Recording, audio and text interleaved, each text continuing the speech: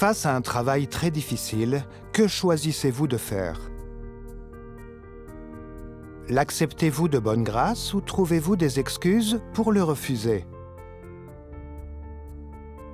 Pourquoi nous plaignons-nous toujours des difficultés dans notre devoir et cherchons-nous le confort? Quel tempérament corrompu en est la cause? Comment faut-il chercher la vérité et résoudre ce problème?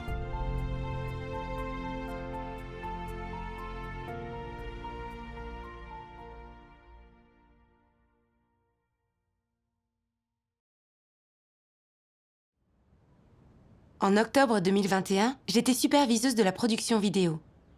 Je collaborais avec frère Léo et sœur Claire. Ils faisaient ça depuis plus longtemps que moi et avaient plus d'expérience. Ils dirigeaient le suivi et la gestion d'une grande partie du travail. Je venais d'arriver et beaucoup d'aspects du travail m'échappaient. Alors naturellement, je jouais un rôle mineur. Je me disais que tant qu'il n'y avait aucun problème avec mon travail, tout irait bien. Et les autres pouvaient intervenir et résoudre tout le reste. De cette façon, j'aurais moins de soucis et on ne me tiendrait pas responsable. Peu à peu, j'ai endossé de moins en moins de fardeaux. Et j'ai fini par moins comprendre et moins participer au travail des deux autres. Quand on parlait du travail, je ne donnais pas mon opinion. Et durant mon temps libre, je me la coulais douce et regardais des vidéos profanes. Je ne voyais rien de mal à faire mon devoir comme ça. Un jour, un dirigeant est subitement venu me voir et m'a dit que Léo et Claire allaient accomplir leurs devoirs ailleurs, que je devais assumer plus de responsabilités, faire plus d'efforts et prendre le relais. J'ai été stupéfaite par ce changement soudain. Je ne faisais ce devoir que depuis peu, et il y avait tant de travail à suivre. N'était-ce pas beaucoup de pression? Le travail dont ils étaient responsables était compliqué et nécessitait une attention constante. Je devrais chercher des informations pour guider ceux qui manquaient de compétences et faire les choses moi-même s'ils n'y arrivaient pas. Léo et Claire étaient qualifiés et en général, ils étaient très occupés. Étant débutante, il me faudrait y consacrer plus de temps. Allais-je encore avoir des temps morts? Si je n'y arrivais pas et que je retardais le travail, ne serait-ce pas une transgression? Pour moi, le dirigeant devait trouver quelqu'un de plus adapté pour ça. Comme je ne disais rien, le dirigeant m'a demandé ce que j'en pensais. Me sentant réfractaire, je n'ai rien répondu. Et je suis partie après la discussion.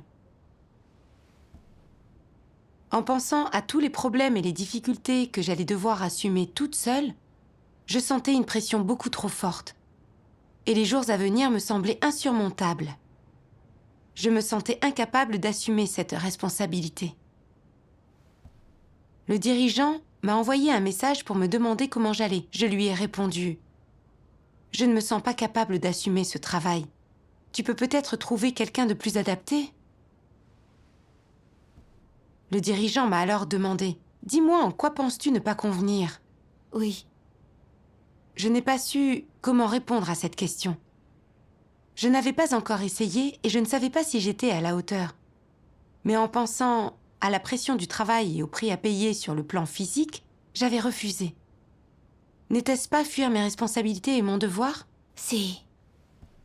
Puis je me suis dit que Dieu autorisait tout ce à quoi je faisais face chaque jour et que je devais m'y soumettre. Alors j'ai prié Dieu. Ô Dieu, mes 2 collaborateurs de travail sont transférés et je me retrouve seule à gérer le travail. Je suis réfractaire et je ne veux pas m'y soumettre. Je sais que cet état n'est pas le bon, mais je ne comprends pas ta volonté.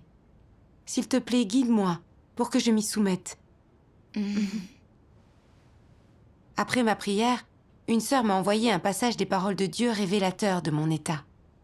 Dieu dit « Quelles sont les expressions d'une personne honnête? La première est de ne pas douter des paroles de Dieu. C'est l'une des expressions d'une personne honnête. L'expression la plus importante d'une personne honnête, en outre, est de rechercher et de pratiquer la vérité en toutes choses. C'est la plus critique de toutes. Si tu prétends être honnête, mais que tu relègues les paroles de Dieu dans un coin de ton esprit, et finis toujours par faire tout ce que tu veux, est-ce là la manifestation d'une personne honnête? Tu dis Mon calibre est faible, mais je suis honnête de cœur. Or, lorsqu'un devoir t'incombe, tu crains de souffrir et si tu l'accomplis mal, d'en assumer la responsabilité. Et donc, tu trouves des excuses pour te défiler ou suggères que quelqu'un d'autre le fasse. Est-ce ainsi qu'une personne honnête s'exprime? Non, pas du tout. Ce n'est clairement pas ainsi. Alors, comment doit se comporter une personne honnête? Elle doit accepter et obéir. Puis, être dévouée en accomplissant ses devoirs de son mieux, en s'efforçant de satisfaire la volonté de Dieu. Cela se manifeste de plusieurs manières. D'une part, tu dois accepter ton devoir avec honnêteté, ne pas penser à tes intérêts charnels. Et ne pas manquer d'enthousiasme. Tu ne dois pas manigancer pour ton propre profit. C'est une expression d'honnêteté. Une autre façon consiste à accomplir ton devoir de tout ton cœur et de toutes tes forces, de bien faire les choses. De mettre ton cœur et ton amour dans l'accomplissement de ton devoir afin de satisfaire Dieu. C'est ce qui doit être exprimé quand les honnêtes gens font leur devoir. Si tu ne réalises pas ce que tu sais et comprends, si tu ne fais que la moitié des efforts que tu pourrais faire, alors tu n'y mets pas tout ton cœur et tes forces. Tu cherches des moyens de tirer au flanc. Les personnes qui sont fuyantes dans l'accomplissement de leurs devoirs sont-elles honnêtes? Absolument pas. Dieu n'a que faire de ces gens fuyants et trompeurs. Ils doivent être chassés. Dieu ne veut que des gens honnêtes pour accomplir un devoir. Même les personnes qui rendent des services loyaux doivent être honnêtes. Ceux qui sont sans cesse négligents et fuyants et qui cherchent à tirer au flanc sont tous malhonnêtes et démoniaques. Aucun d'eux ne croit vraiment en Dieu. Et ils seront tous chassés. Certaines personnes pensent, pour être une personne honnête, il suffit de dire la vérité et de ne pas raconter de mensonges. Il est facile d'être honnête. Que penses-tu de ce sentiment? La définition de l'honnêteté a-t-elle vraiment une portée aussi limitée? Absolument pas. Tu dois mettre ton cœur à nu et l'offrir à Dieu. Voilà l'attitude qu'une personne honnête devrait avoir. Par conséquent, un cœur honnête est vraiment très précieux. Qu'est-ce qui est sous-entendu ici? Que ce cœur est capable de contrôler ton comportement et de changer tes états.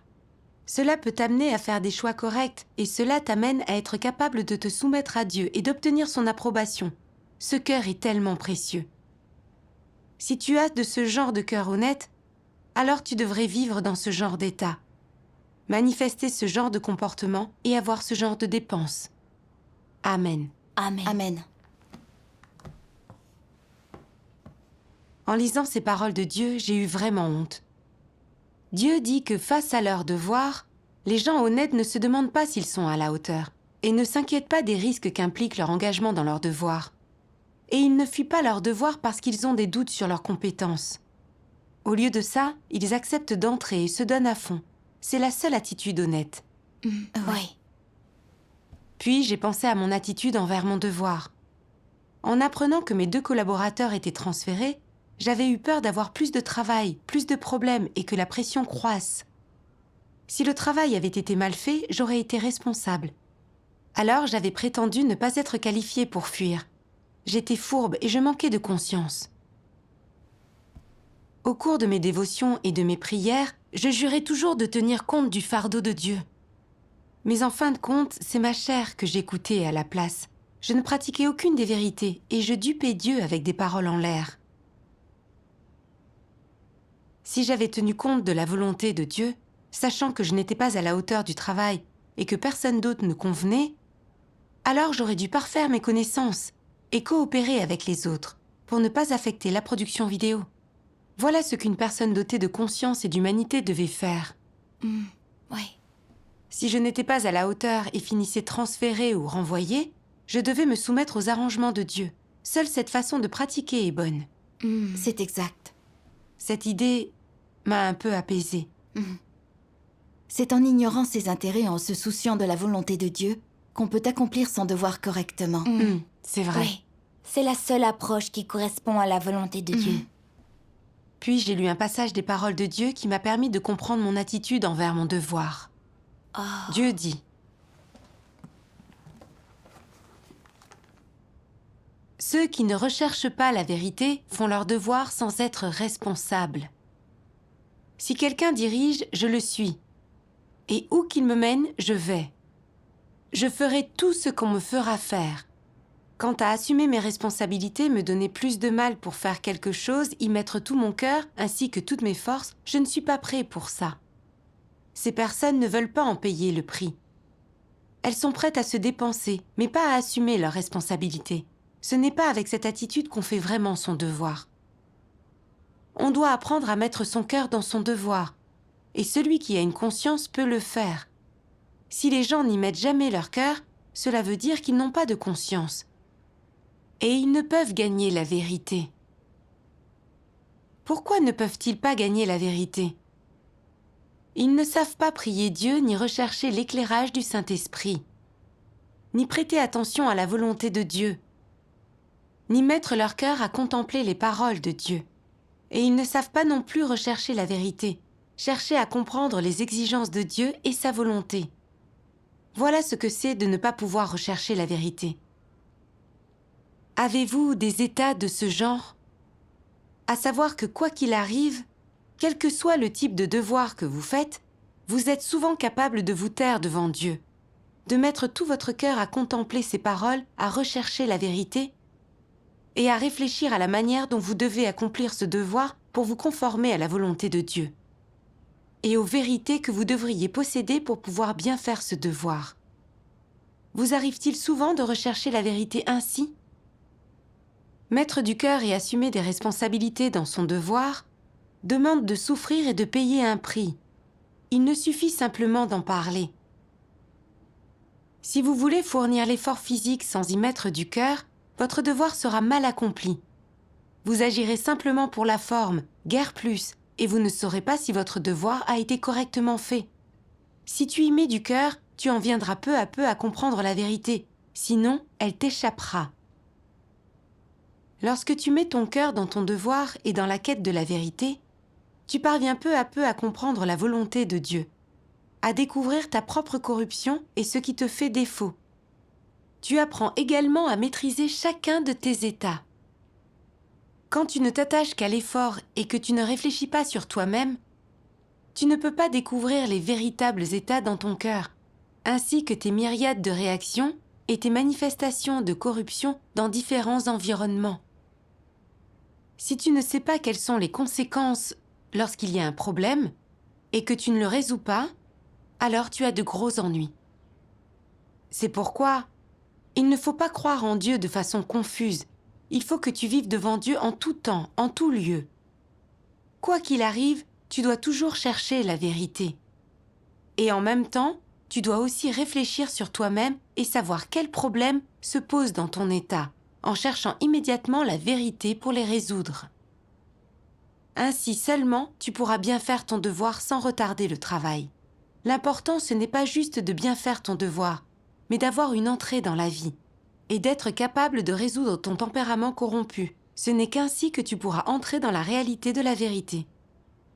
Si ce que tu médites dans ton cœur ne concerne pas l'accomplissement de ton devoir, si ça n'a rien à voir avec la vérité, mais que tu es empêtré dans des choses extérieures, tes pensées dirigées vers les affaires de la chair, es-tu alors capable de comprendre la vérité ? Peux-tu alors bien accomplir ton devoir et vivre devant Dieu ? Certainement pas, non. Une telle personne n'a aucun moyen d'être sauvée par Dieu. Amen. Amen.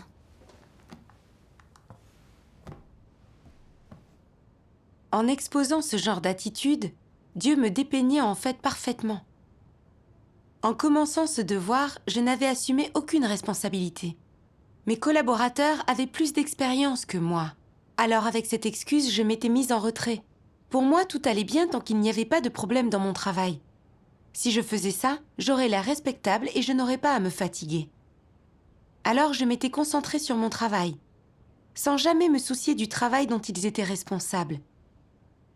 Et je n'avais pas pris au sérieux les problèmes ou les difficultés lorsqu'ils survenaient. Quand le dirigeant m'avait demandé pourquoi notre travail était aussi inefficace, je n'avais pas su quoi répondre. Je n'étais même pas au courant des problèmes ou des déviations qui existaient dans le travail. J'ai finalement compris que j'avais très mal fait mon devoir J'avais passé mon temps à être creuse et indifférente aux problèmes auxquels j'étais confrontée. Même quand j'étais consciente de certains problèmes, si je voyais qu'ils n'allaient pas avoir d'incidence sur mon poste, je laissais faire, ce qui nuisait au travail. Les non-croyants se comportent de la même façon dans leur emploi. En quoi me souciais-je de la volonté de Dieu dans mon devoir? Tu as raison. En cas de problème au travail, je ne cherchais pas la vérité, je n'analysais pas les écarts. Et je ne me demandais pas comment gagner en efficacité. Je me disais que tant que mes collaborateurs pouvaient assumer, je pouvais me reposer. Quand j'avais le temps, je cédais à ma chair ou je regardais des vidéos profanes. Je devenais de plus en plus dissipée et je m'éloignais de Dieu. J'ai compris mon manque d'assiduité. Je considérais mon devoir comme un emploi. Comment aurais-je donc pu bien faire mon devoir? Oui. À ce stade, j'ai finalement compris que les arrangements de Dieu m'avaient privé de mes plans de secours pour me donner une chance de pratiquer, de me sentir concernée, d'assumer mes responsabilités, de me fier à Dieu en cas de difficulté et de chercher la vérité. Mais surtout, cela m'avait permis de comprendre que mon attitude lâche et irresponsable envers mon devoir entraînait le dégoût de Dieu. La pression du travail allait maintenant m'obliger à être assidue dans mon devoir, me donner la chance de me repentir et de travailler pour accomplir correctement mon devoir. Oui. Ayant compris les intentions de Dieu, j'étais disposée à me soumettre à ses conditions. Les jours suivants, je me suis donné beaucoup de mal dans mon travail. J'ai tâché de déceler les problèmes dans la production vidéo et de les résoudre une fois consignés. J'ai fait un plan d'études et je me suis efforcée de prendre le relais au plus vite. Une fois mon état corrigé, j'avais plus de temps pour mon travail et je me sentais bien plus en paix. Quand on change d'attitude et qu'on arrête d'être passif, on peut facilement obtenir des résultats dans son devoir. Tu as raison. Plus tard, j'ai collaboré avec une autre sœur. Au début, j'étais toujours soucieuse d'être plus responsable. Mais au bout d'un moment, j'ai vu qu'elle était assez qualifiée et qu'elle avait plus de compétences professionnelles que moi. Alors j'ai commencé à lui confier plus de tâches, sans trop m'impliquer par la suite. Je participais à des discussions, mais je m'abstenais de faire des suggestions. Me disant « Je vois que tu gères bien les choses, je n'ai pas à m'inquiéter, je peux me la couler douce. » Ma dirigeante m'a demandé de me soucier davantage de mon travail. Ce que j'ai fait les quelques jours qui ont suivi, mais peu après, mes vieilles habitudes ont repris le dessus. Parfois, il y avait des problèmes épineux qui devaient être traités sur le champ. Mais quand je voyais que ça concernait le travail de ma sœur, je ne voulais pas m'embêter. Je marquais ce message comme non lu et prétendais ne pas l'avoir lu, pensant que ma sœur allait le gérer plus tard. Même si je savais que c'était vraiment irresponsable, vu que le travail avançait normalement, je n'y pensais pas. Plus tard, nous avons chacune été chargées d'une partie distincte du travail. Cette fois, je n'avais personne pour m'aider. Et j'étais sûre de faire face à des tas de difficultés et de problèmes. Mais quand j'ai pensé à mon manque de responsabilité dans mon devoir et au bien que ça pouvait me faire, je me suis alors finalement dit que je devais m'y soumettre. Oui. Mais après avoir commencé, j'ai découvert que j'avais tout à coup bien plus de tâches à suivre et que ma charge de travail était énorme. De plus, mes compétences professionnelles étant mauvaises, des nouveaux problèmes survenaient. Chacune de nos vidéos recevait des suggestions et naturellement, je devais répondre à chacune d'entre elles. Le peu d'enthousiasme que j'avais a fini par s'épuiser. Et je me demandais souvent, je fais beaucoup d'efforts, mais il y a encore tant de problèmes. Ce serait peut-être mieux que la dirigeante trouve quelqu'un de plus adapté. Peu après, plusieurs vidéos d'affilée ont été renvoyées pour être refaites, et ça m'a encore plus déprimée. Je ne voulais plus résoudre les problèmes auxquels j'étais confrontée. Et je regrettais d'autant plus le temps où je collaborais avec d'autres personnes dans mon devoir, quand je pouvais me cacher derrière mes collaborateurs et que je n'assumais pas tant de pression. En faisant ça, tu n'as pas de pression ni d'ennui, mais tu n'en tires aucune leçon. Oui. Je n'avais aucune motivation. Quand je marchais, mes jambes étaient lourdes. C'est là que j'ai compris que je ne pouvais pas continuer dans cet état en faisant mal mon devoir. Alors j'ai prié Dieu. En cherchant, je me suis soudain souvenu de Noé. Il avait rencontré bien des difficultés, connu bien des échecs en construisant l'arche, mais n'avait jamais abandonné et avait continué pendant 120 ans. Il avait pu terminer l'arche et accomplir la commission de Dieu. Mais face à quelques difficultés, je voulais me débarrasser de mon fardeau et fuir. N'étais-je pas une lâche ? Cette idée en tête, je me suis un peu ressaisie et j'ai pu faire correctement face à mes problèmes de travail. Dieu soit loué. Lors de mes dévotions, j'ai lu ce passage des paroles de Dieu.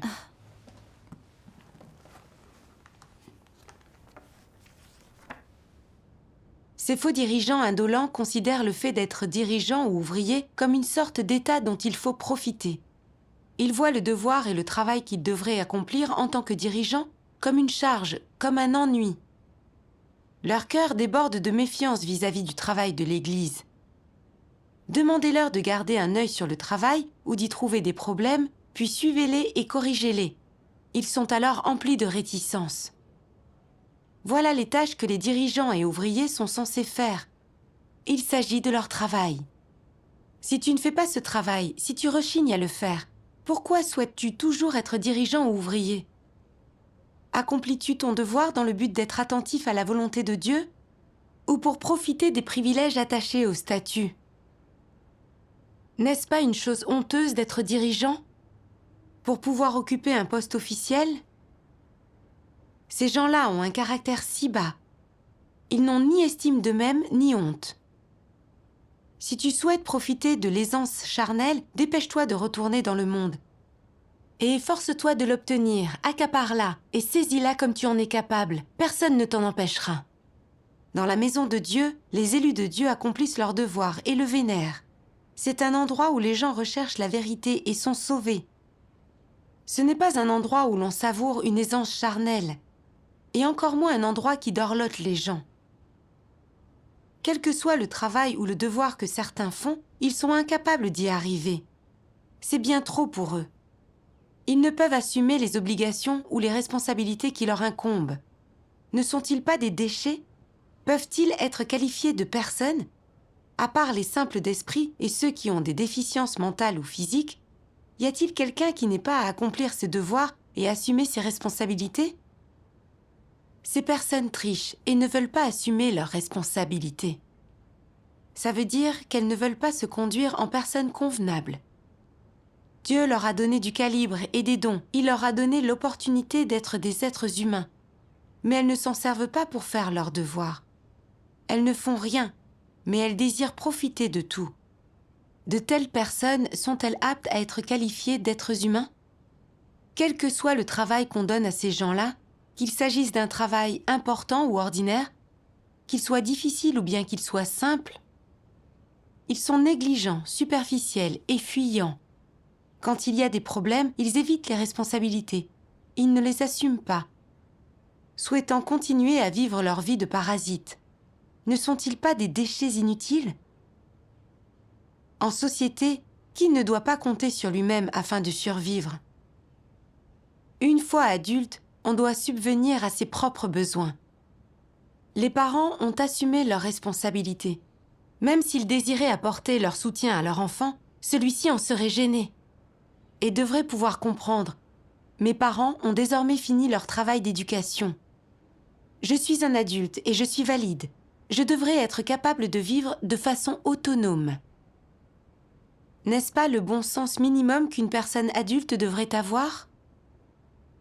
Avec du bon sens, on ne peut continuer à vivre au crochet de ses parents. Ils craindraient les rires et les moqueries des gens. Donc, est-ce qu'un feignant inactif a du bon sens ? Il veut toujours quelque chose en échange de rien. Il ne veut jamais assumer de responsabilité. Il cherche à déjeuner sans rien avoir à payer. Il veut 3 bons repas par jour, avec quelqu'un qui le sert, et une nourriture délicieuse. Et tout cela sans même travailler. N'est-ce pas là l'état d'esprit d'un parasite ?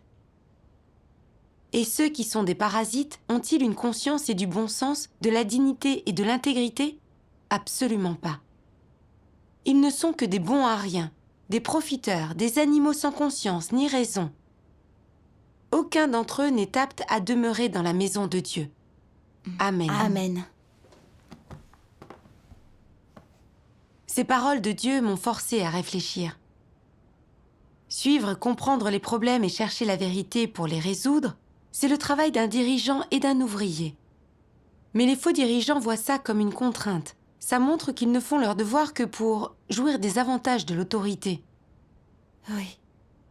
J'ai compris que j'agissais de la même façon. J'aurais dû assumer mes responsabilités et résoudre les problèmes. J'aurais dû saisir cette chance de chercher la vérité et compenser mes défauts, ce qui m'aurait permis de progresser. Mais je voulais refuser mon devoir à cause des difficultés. En tant que superviseuse, je ne faisais aucun travail concret et ne résolvais aucun problème. Ne courais-je pas après les avantages de mon statut? J'ai repensé à mon comportement. Même si j'avais l'air de travailler quand j'avais des collaborateurs, le travail réparti entre plusieurs personnes, je n'étais pas responsable de tant de choses que ça. Mon devoir était par conséquent facile. Alors en fait, je passais vraiment du bon temps. Quand mes collaborateurs ont été transférés, je souffrais pour assumer la pression et mes responsabilités. Je suis devenue réfractaire, au point de trahir Dieu et de refuser mon devoir. Et même après m'être amendée quant à mon état en mangeant et buvant les paroles de Dieu, quand j'ai travaillé avec une sœur plus expérimentée, j'ai eu de nouveau moins de fardeau et passé mon temps à faire mon devoir tranquillement, sans vouloir m'embêter. Lorsqu'on m'a donné l'entière responsabilité de la production vidéo, j'ai de nouveau voulu fuir. Mon attitude envers mon devoir avait vraiment été traître, et j'étais prête à me défiler au premier signe de difficulté. J'avais toujours voulu passer à un travail facile et sans stress, mais en réalité, chacune des tâches a ses difficultés. Et si je ne résolvais pas mon tempérament corrompu, je ne ferais rien de bien. Oui. J'ai compris que, par nature, j'étais écœurée par la vérité et les choses positives. Je n'étais pas là pour accomplir un devoir, mais pour profiter des avantages. Au final, ce type de foi ne donne absolument rien. C'est sûr. Surtout, j'ai lu ces paroles. Il veut toujours quelque chose en échange de rien. Il ne veut jamais assumer de responsabilité. Il cherche à déjeuner, mais sans rien avoir à payer. Il veut 3 bons repas par jour, avec quelqu'un qui le sert et une nourriture délicieuse. Et tout cela sans même travailler. N'est-ce pas là l'état d'esprit d'un parasite? Oui. J'étais le type de parasite que Dieu exposait. Je voulais récolter sans semer et profiter du fruit des efforts des autres. N'étais-je pas qu'un déchet? Plus j'y songeais, plus je m'écœurais.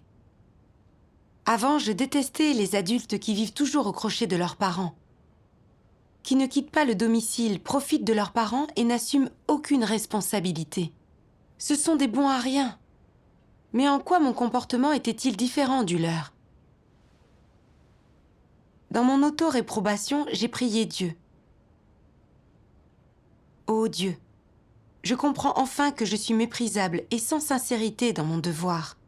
Je n'ai fait que penser à ma propre chair, et j'ai voulu être un parasite. L'ensemble de ces pensées corrompues me terrifie vraiment. Il y a tellement de travail dans l'Église qui requiert une collaboration urgente. Pourtant, je n'essaie pas de progresser ni d'assumer de fardeau. Je ne suis qu'un simple déchet. Ô Dieu, je sais que mon état n'est vraiment pas le bon, mais je n'arrive pas à surmonter les contraintes de ma chair. S'il te plaît, éclaire-moi pour que je comprenne mes problèmes. Je veux me repentir et changer. Avant, j'étais négligente dans mon devoir, mais je pensais que ce n'était pas grave. Alors je ne prenais pas ça au sérieux. Grâce à la révélation des paroles de Dieu, j'ai pris conscience de la gravité de mon désir insatiable de confort. Et si je ne me repentais pas ni ne changeais, ça me conduirait à ma perte. Tu as tout à fait raison. J'ai ensuite pas mal réfléchi. Pourquoi voulais-je toujours fuir et refuser mon devoir quand la pression et les difficultés s'accumulaient dans mon travail? Quelle était l'origine exacte de ce problème? Dans ma quête, j'ai lu ces paroles de Dieu.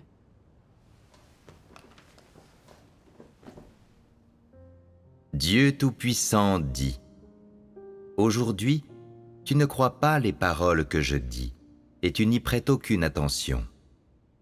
Quand le jour où cette œuvre se répandra viendra, et que tu en verras la totalité, tu le regretteras, et à ce moment-là, tu seras sidéré.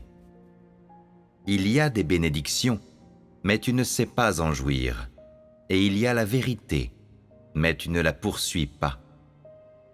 N'attires-tu pas le mépris sur toi ?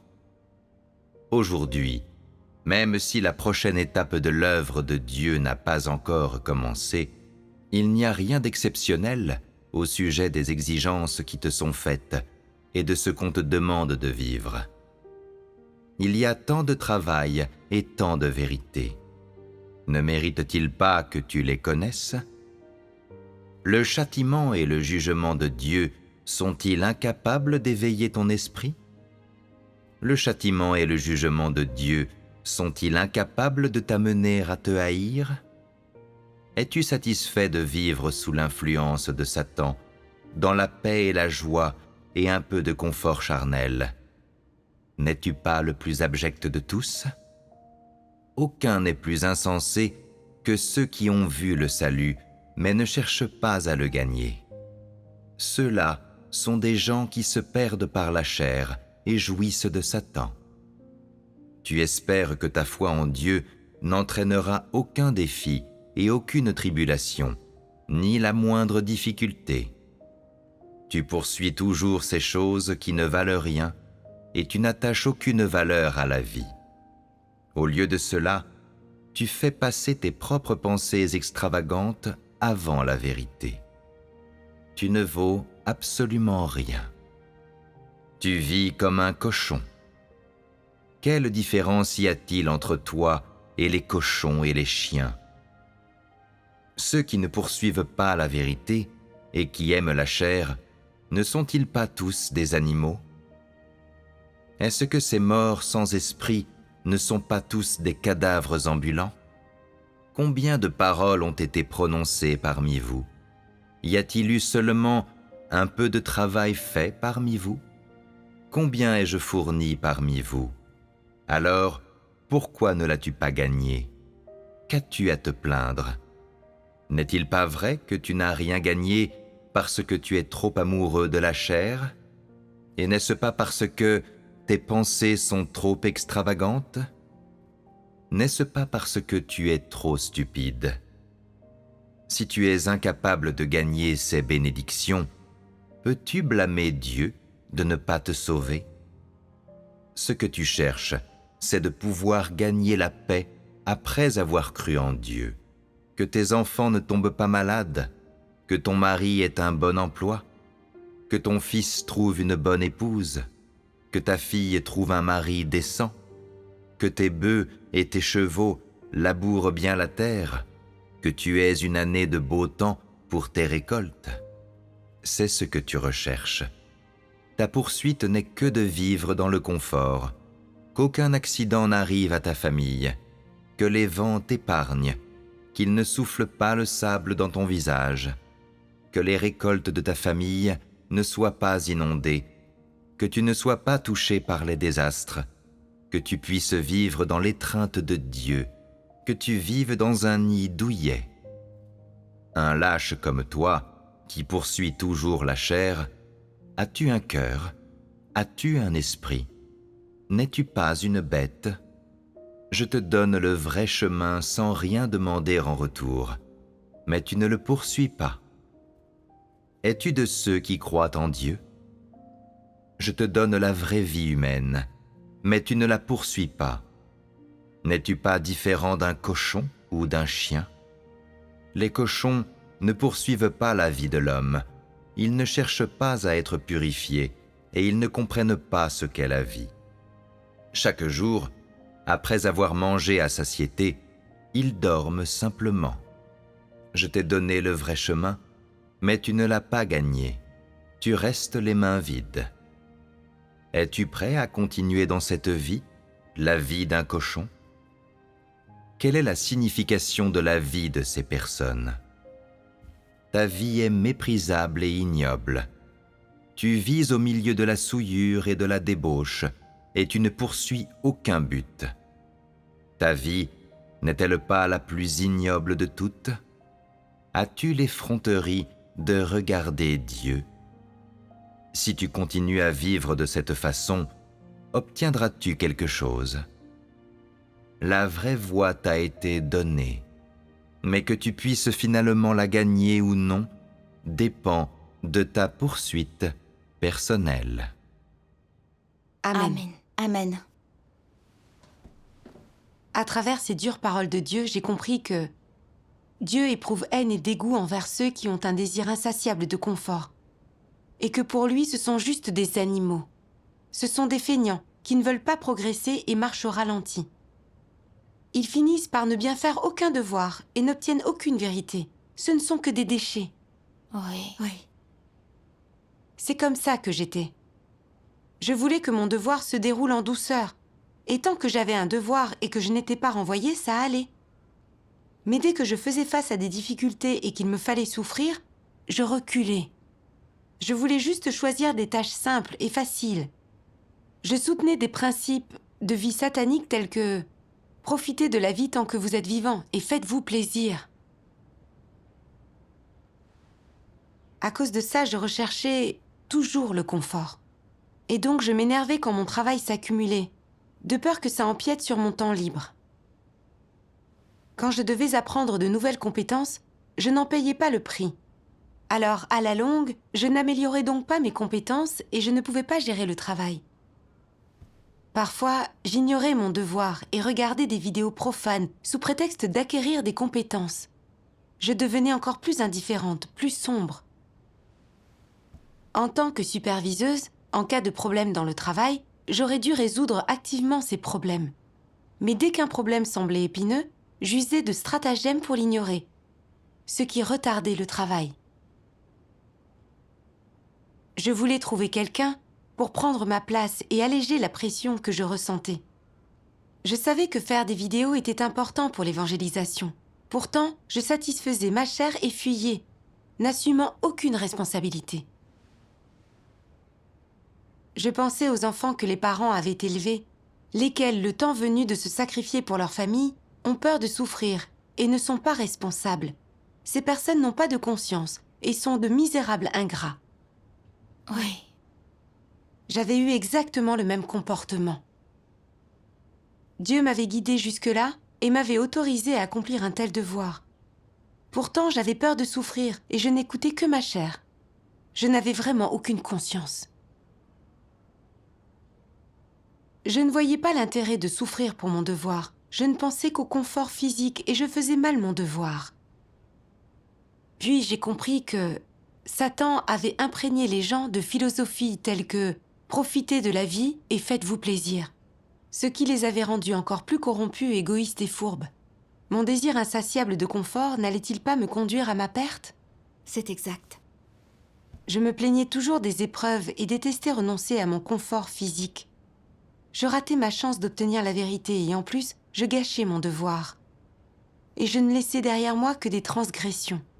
À terme, je serais rejetée et bannie par Dieu. Oui. Les conséquences sont vraiment terribles. Dis-nous, comment as-tu pratiqué par la suite? Oui. J'ai commencé à chercher un chemin de pratique. J'ai lu les paroles de Dieu. Supposons que l'Église te donne un travail à faire et que tu dises que ce travail soit une chance de me démarquer ou non, puisqu'il m'a été donné, je vais bien l'exécuter. J'assumerai cette responsabilité. Si je suis affectée à la réception, je me consacrerai pleinement à bien faire ce travail. Je m'occuperai des autres et ferai tout pour assurer leur sécurité. Si on me charge de prêcher l'Évangile, je m'équiperai de la vérité. Je prêcherai l'Évangile avec amour et j'accomplirai bien mon devoir. Si l'on me demande d'apprendre une langue étrangère, je l'étudierai assidûment, je travaillerai dur et je l'apprendrai aussi vite que possible afin de pouvoir témoigner de Dieu aux étrangers. Si l'on me demande d'écrire des articles de témoignage, je m'entraînerai consciencieusement à le faire et j'envisagerai les choses conformément aux principes de la vérité. J'apprendrai la langue et bien que je ne sois pas capable d'écrire des articles dans une belle prose, je pourrais au moins communiquer clairement mes expériences et mon témoignage, échanger de manière compréhensible sur la vérité et donner un vrai témoignage pour Dieu, afin que les gens qui lisent mes articles en tirent avantage. Quelle que soit la tâche que l'Église aura décidé de m'assigner, j'assumerai cette tâche de tout mon cœur et aussi de toute ma force. S'il y a quelque chose que je ne comprends pas ou qu'un problème surgit, je prierai alors Dieu, je chercherai la vérité, je comprendrai les principes de la vérité et ferai bien la chose. Quel que soit mon devoir, j'utiliserai tout ce que j'ai pour bien l'accomplir et satisfaire Dieu. Quant à tout ce que je pourrai accomplir, je ferai de mon mieux pour assumer mes responsabilités. Et au moins, je n'irai pas contre ma conscience et ma raison, ni ne serai négligent et superficiel, ni rusé et absent. Et je ne profiterai pas des fruits du travail des autres. Je ne ferai rien en deçà des normes de la conscience.